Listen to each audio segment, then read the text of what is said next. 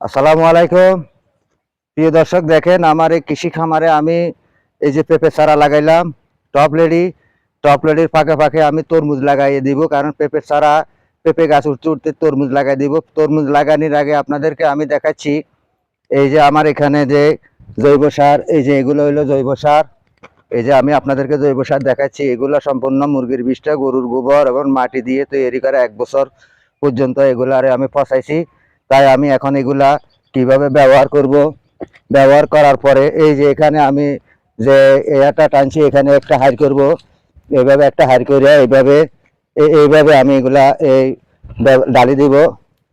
নিচে আবার আছে, এখন উপরে দিয়ে ডালি দিচ্ছি। ঠিক এইভাবে আমি ঢেলে দিব। দেখেন প্রিয় দর্শক, এইভাবে ঢেলে দিব। ঢেলে দেওয়ার পরে এগুলো হলো জৈব সার, এবং নিচে এর আগেও দেওয়া হয়েছে।